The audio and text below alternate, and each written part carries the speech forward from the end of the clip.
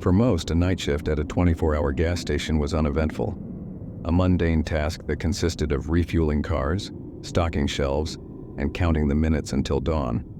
But for Megan, it was something far more unsettling. The gas station where she worked wasn't just any gas station. It was located miles outside of town, a solitary outpost on a desolate stretch of highway. The next nearest stop was a full 50 miles away, making her station a last resort for weary travelers and truckers passing through. Megan had been working at this station for 6 months now, but she always felt uneasy during the graveyard shift. It wasn't just the isolation or the occasional strange customer that bothered her. It was the station itself. Something about it felt wrong. Maybe it was the way the wind seemed to howl louder here, or the fact that the lights inside the station always flickered, casting eerie shadows across the shelves. Her shift began at 10 p.m., when the last of the day crew left, and she was alone. The night was quiet, save for the occasional gust of wind that rattled the large windows.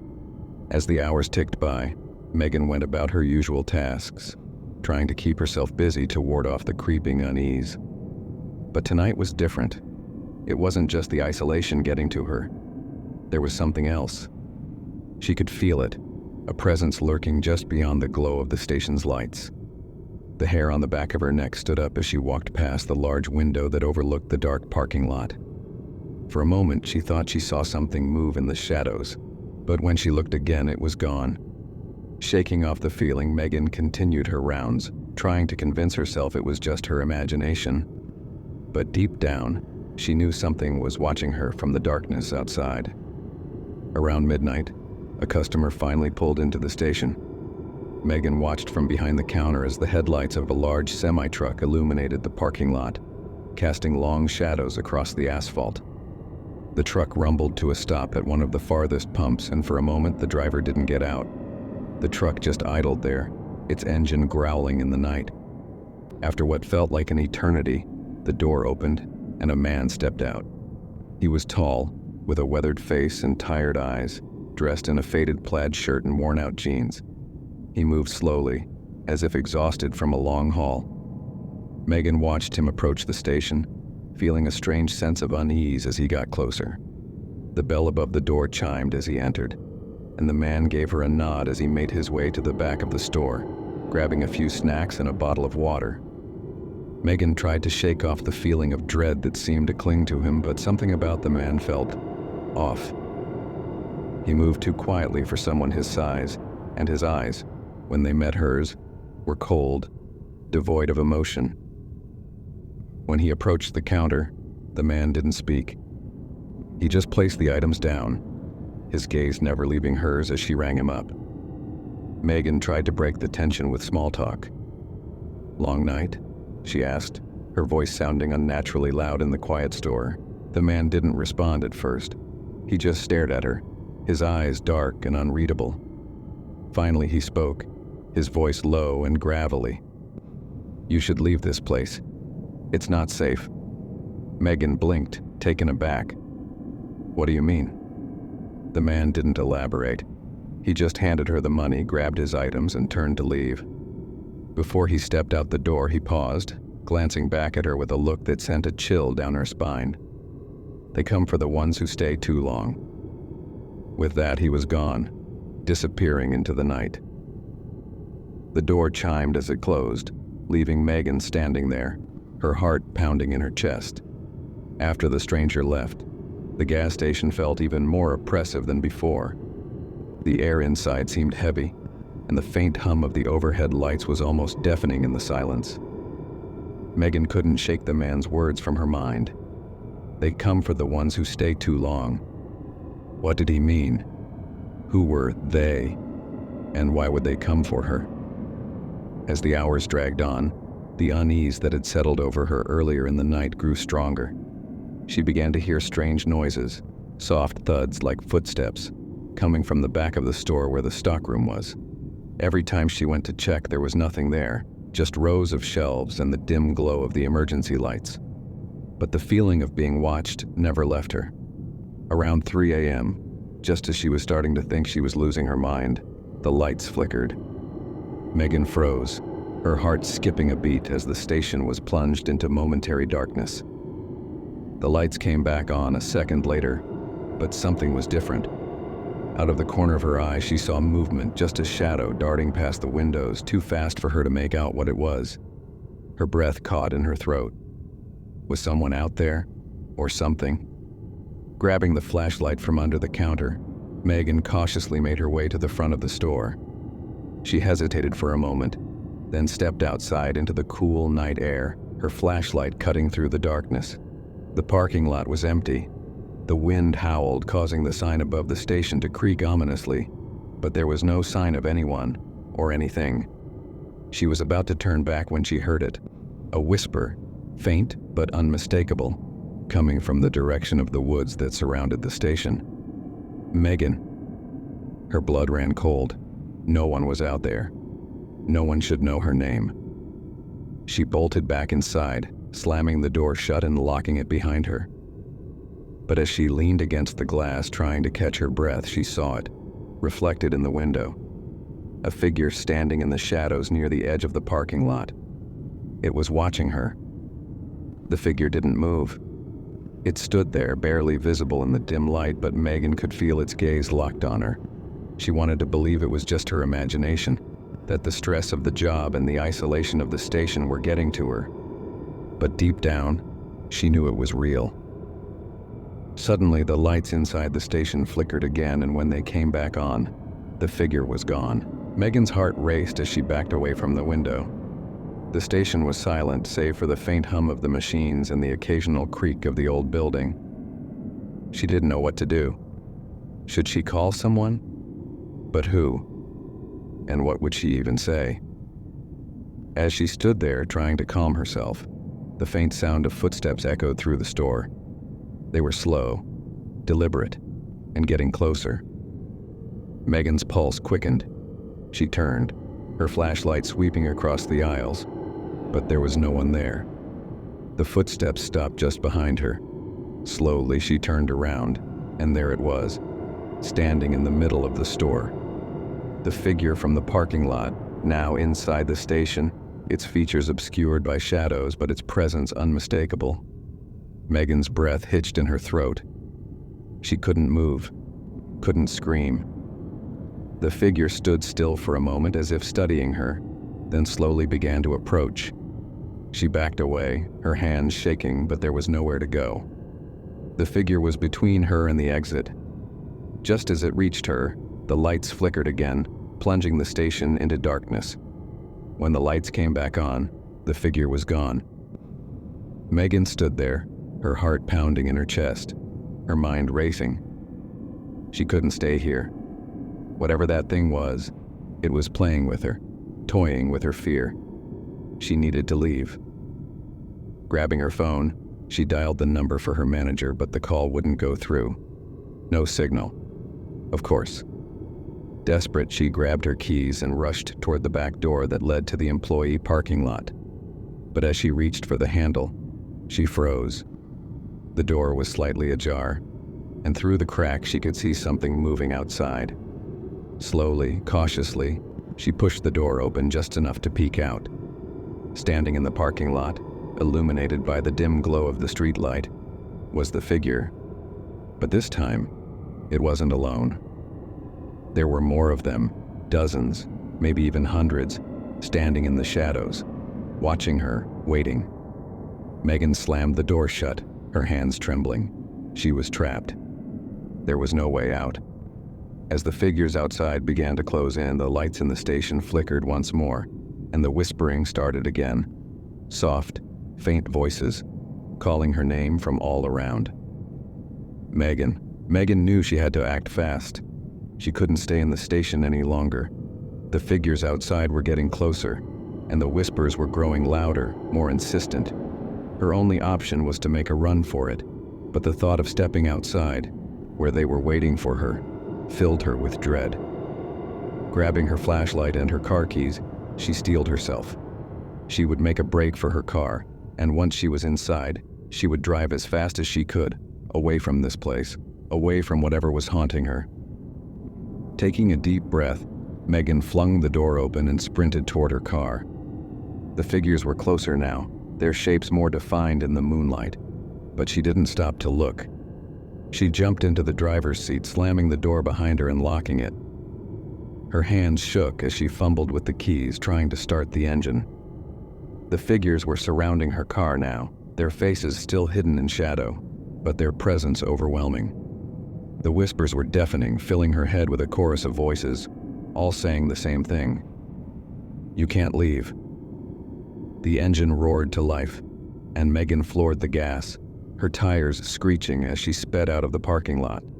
The figures didn't follow her, but their whispers lingered in the air, echoing in her mind.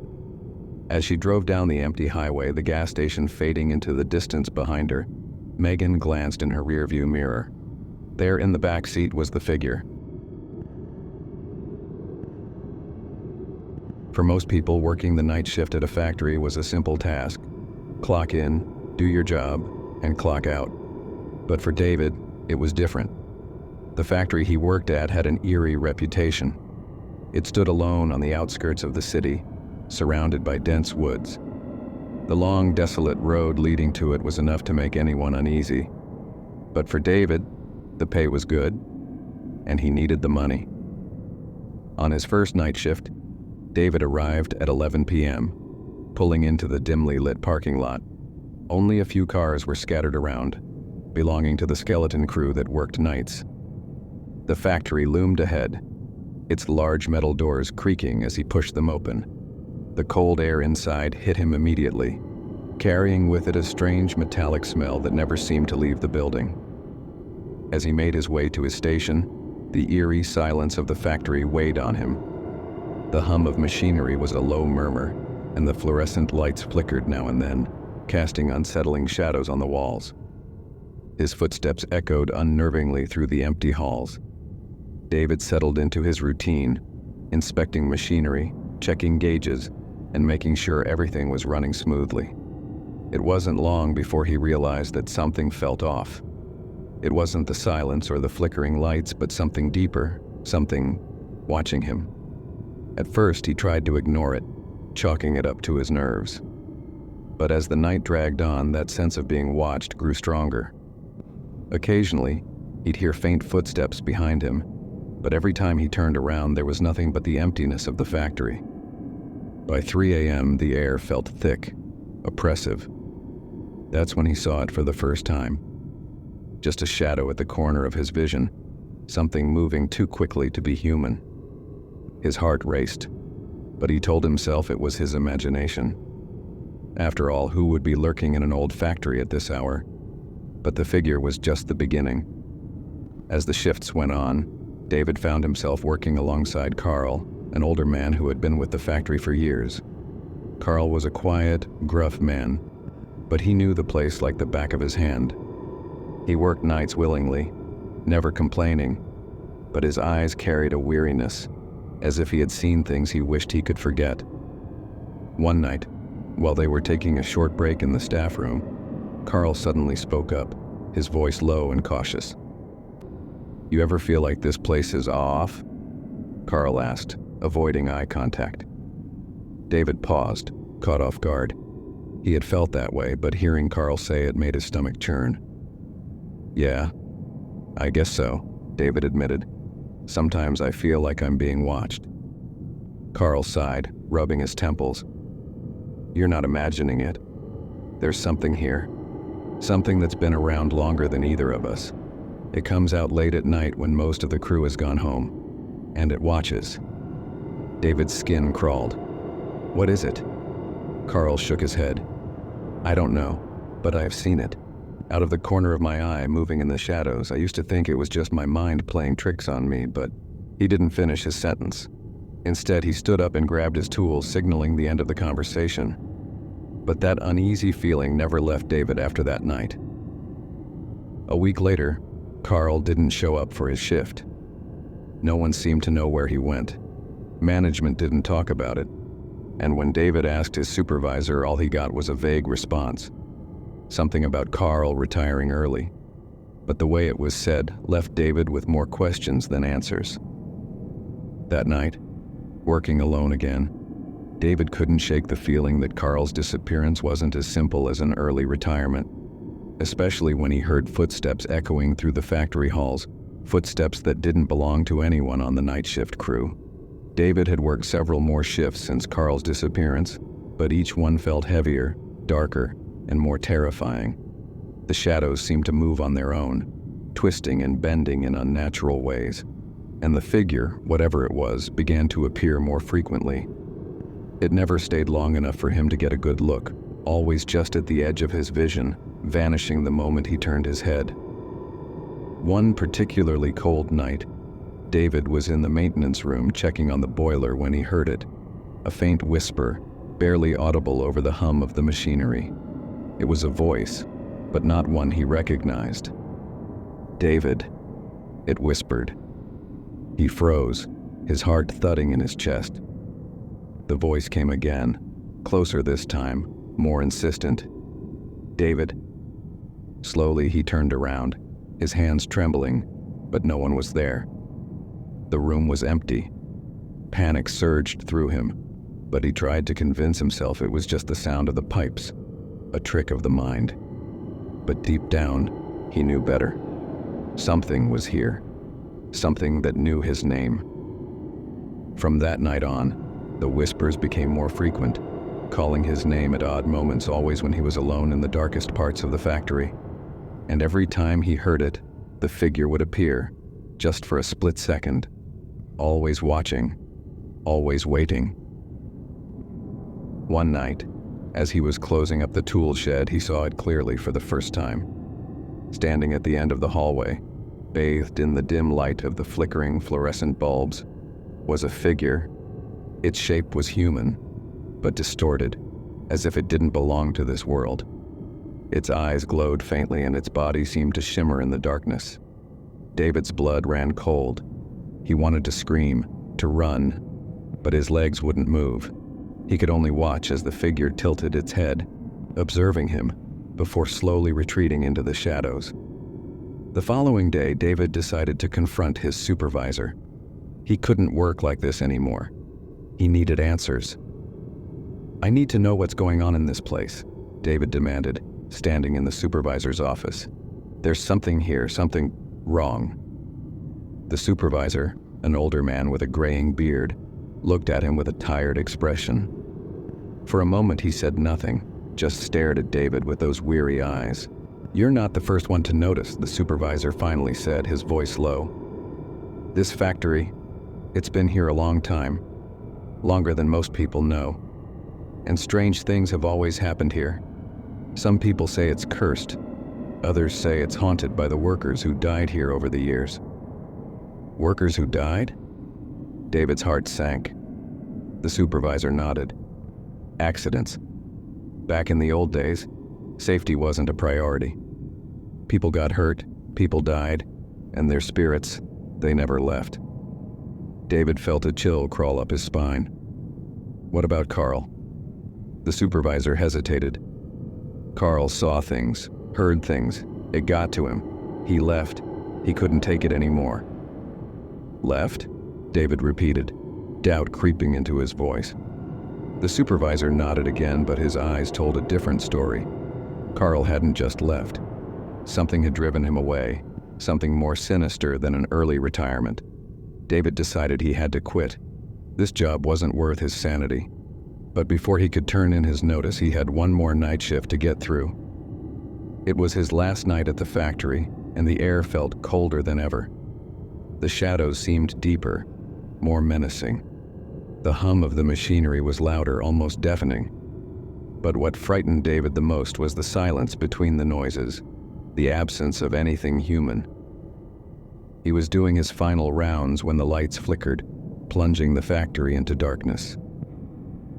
For a few moments there was nothing but pitch blackness, and David's heart raced. Then he heard it.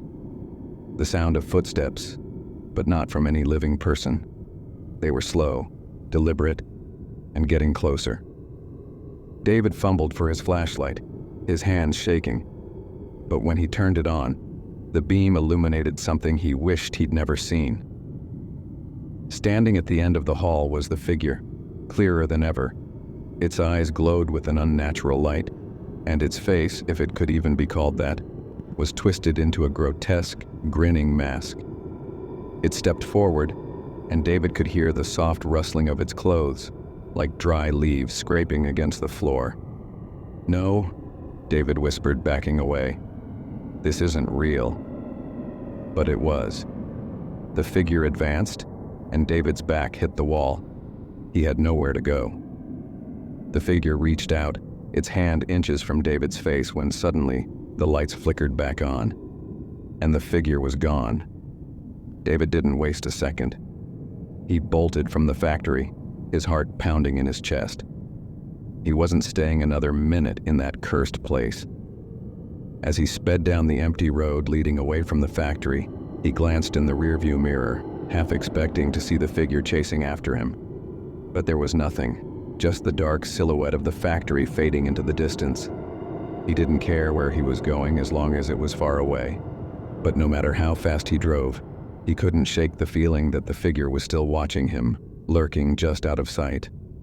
When he finally got home, David quit the job. He never went back to the factory, and he never spoke about what happened that night. But sometimes, late at night, when the world is quiet and the shadows are long, he still hears it, the soft, whispering voice calling his name from the darkness.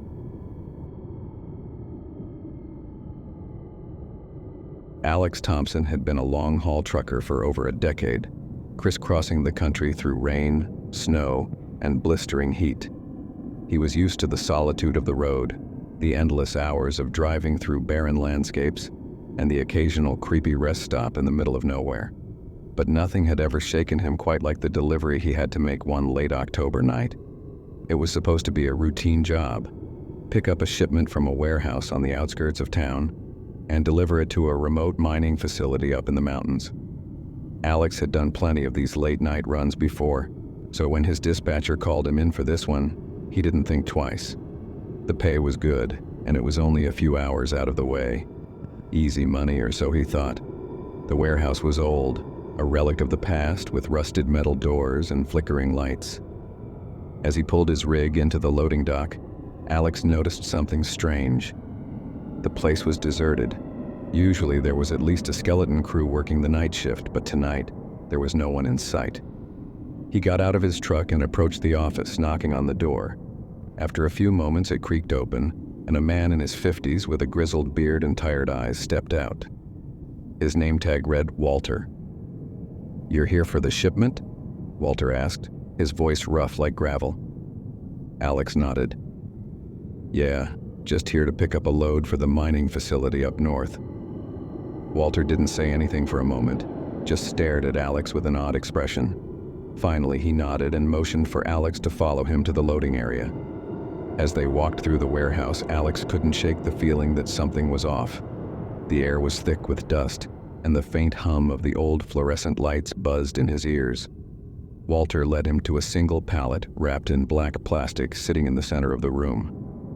"This is it," Walter said, his voice low. "Sign here." Alex frowned as he looked at the paperwork. The destination was listed as the mining facility, but the description of the cargo was vague, just labeled special delivery. "What exactly am I hauling?" Alex asked, but Walter just shook his head. "Just take it and go. You don't want to be out there too long." There was something in Walter's tone that sent a chill down Alex's spine, but he shrugged it off. He had a job to do, and the sooner he got it done, the sooner he could get back on the road. By the time Alex had the load secured and was back in his truck, it was already past midnight. The roads were empty, the night unusually quiet as he drove through the desolate countryside. The highway stretched out before him, illuminated only by his headlights and the pale glow of the moon. The route took him deep into the mountains, far from any towns or gas stations. It was the kind of road that felt like it went on forever, with no end in sight. As the miles passed, Alex couldn't shake the nagging feeling that something was wrong. The air felt colder than it should have, and the trees lining the road seemed to sway unnaturally in the wind. He glanced at the rearview mirror, his eyes lingering on the tarp-covered load in the back of his truck. What could be so important that they needed it delivered in the dead of night to a remote mining facility? And why the secrecy? As he rounded a bend in the road, his headlights flickered for a brief moment, plunging the road into darkness. Alex's heart skipped a beat, but then the lights came back on, illuminating the highway once more. He let out a breath he didn't realize he was holding and tightened his grip on the steering wheel. He'd experienced electrical issues before.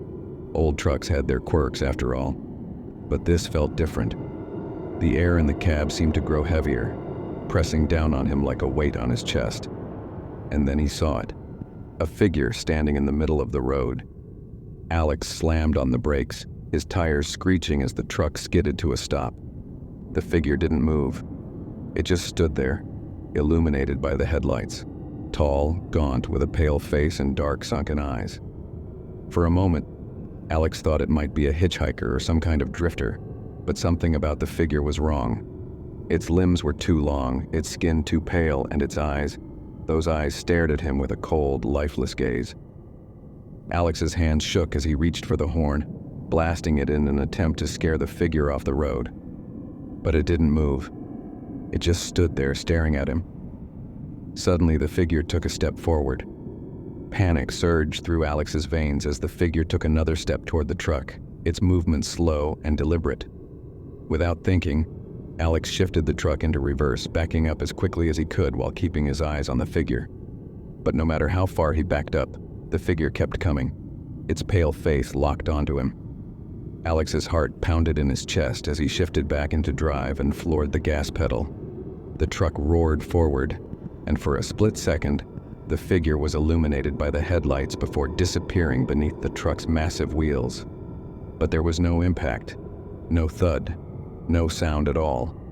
It was as if the figure had vanished into thin air. Alex's hands shook as he gripped the steering wheel, his mind racing. Had he imagined it? Was he just tired? He glanced in the rearview mirror, expecting to see the figure lying in the road behind him. But there was nothing. The highway stretched out empty and dark. He let out a shaky breath, trying to calm himself. Maybe it was just a trick of the light, or his mind playing games with him after hours of driving. But deep down, he knew that wasn't true. Something was out there, something unnatural. As he continued down the road, the unease in his gut grew stronger. Every shadow seemed to move, and the trees lining the road loomed over him like silent watchers. The headlights flickered again, this time staying off for several seconds before coming back on. And when they did, the figure was standing in the road once more, this time directly in front of the truck. Alex swerved, narrowly avoiding it as the truck veered off the road, the tires skidding on the gravel shoulder. He fought to regain control, his heart hammering in his chest as the truck fishtailed back onto the highway. But the figure wasn't gone. It was running alongside the truck now, keeping pace with the speeding vehicle. Its long, spindly limbs moved with unnatural speed, and its eyes, those cold, dark eyes, never left Alex's. He slammed on the gas, pushing the truck to its limits, but no matter how fast he went, the figure stayed with him, always just outside the edge of the headlights, darting in and out of the shadows. Alex's mind raced as he tried to think of a way to escape. There was nothing but darkness ahead, and the figure showed no signs of slowing down. Suddenly, the road ahead of him began to change. As Alex sped down the highway, the road ahead seemed to warp and twist, the asphalt rippling like water beneath his tires. The trees on either side of the road began to blur, their shapes elongating and stretching impossibly high into the sky. It was as if reality itself was unraveling around him. He blinked, trying to focus, but the more he stared, the worse it got. The road twisted and bent in ways that defied logic, the horizon curving upward until it felt like he was driving straight into the sky. His stomach lurched as the truck seemed to defy gravity, hurtling forward on a road that no longer made sense. The figure was still there, running alongside him, its distorted form shifting and flickering like a glitch in a broken video. Its mouth opened wide in a silent scream, and for the first time Alex could see its teeth, sharp, jagged, and far too many of them. He slammed on the brakes, trying to stop the truck before it careened off the twisted road, but the brakes didn't respond. The truck kept speeding forward, the landscape around him spiraling into a chaotic blur of shadows and light. Alex gripped the steering wheel, his knuckles white as he fought to maintain control. But the road was gone now, replaced by a swirling vortex of darkness. The figure was no longer running beside him. It was inside the truck, sitting in the passenger seat, its cold eyes locked on his. Alex screamed, jerking the wheel to the side in a desperate attempt to throw the figure off, but the truck didn't respond. It was as if the vehicle was no longer under his control, hurtling toward some unknown destination. The figure leaned closer, its cold breath brushing against Alex's neck. "You can't escape," it whispered, its voice low and guttural. "You're mine now." Just when Alex thought he couldn't take it anymore, everything stopped. The truck screeched to a halt, the twisted landscape vanishing as quickly as it had appeared. The road was normal again, the trees still, the night quiet. But Alex wasn't in control. Someone else was. He sat frozen in the driver's seat, his hands still gripping the steering wheel, his eyes locked on the figure beside him. It was no longer a shadowy apparition, but a solid physical presence. Its pale skin glistened in the dim light of the dashboard, and its dark eyes gleamed with a malevolent hunger. Alex opened his mouth to speak, but no words came out. He couldn't move, couldn't think. The figure reached out, its bony fingers brushing against his arm. "You were chosen," it whispered, "for this delivery." Alex's heart raced as he tried to understand what was happening. Chosen? For what? He had been making a simple delivery, just a load to a mining facility. But now, nothing made sense. The figure's grin widened, revealing rows of sharp teeth. "You didn't think it was just a normal job, did you? This road, this place, it's not what it seems." Alex tried to speak again, but his throat felt tight, his voice trapped in his chest. The figure leaned closer, its breath cold against his skin. "You've been driving for hours, haven't you? But you're not getting anywhere. You're stuck in this loop in my domain." Suddenly it all clicked. The warped road, the flickering headlights, the figure that wouldn't leave. It wasn't just a hallucination. He was trapped, caught in some kind of supernatural web, and there was no way out. Alex's mind raced as he tried to come up with a plan. He couldn't stay in this nightmare forever. There had to be a way out. But the figure wasn't giving him any clues.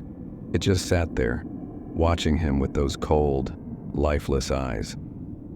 Desperation surged through him as he glanced around the truck, looking for something, anything, that could help. His eyes landed on the dashboard where a small unmarked button was embedded in the center console. He had never noticed it before, but now it seemed to pulse with a faint, eerie glow. Without thinking, Alex reached out and pressed the button. The truck roared to life, its engine revving louder than before. The figure beside him hissed, its form flickering like a dying light bulb. Alex didn't wait for it to react. He slammed his foot down on the gas pedal and the truck lurched forward. The road ahead twisted and warped again, but this time, Alex didn't hesitate. He gripped the steering wheel and drove straight into the chaos, his heart pounding in his chest. The figure screamed, its voice echoing in his ears, but Alex didn't stop. He kept driving, faster and faster, until the world around him blurred into a whirlwind of shadows and light. And then, just as suddenly as it had started, it was over. The road returned to normal, the sky clear, the trees still. The figure was gone, and Alex was alone in the truck, the steady hum of the engine the only sound in the night. He pulled over to the side of the road, his hands shaking as he turned off the engine. For a moment, he just sat there, staring out at the empty highway. The nightmare was over, but the terror lingered. Taking a deep breath, Alex glanced at the load in the back of his truck. Whatever it was, he didn't care anymore. He wasn't going to finish this delivery. He wasn't going to drive this road ever again. With one last glance at the empty road, Alex started the truck again, this time heading in the opposite direction. away from the mountains, away from the darkness, and away from the thing that had nearly claimed him. He didn't look back.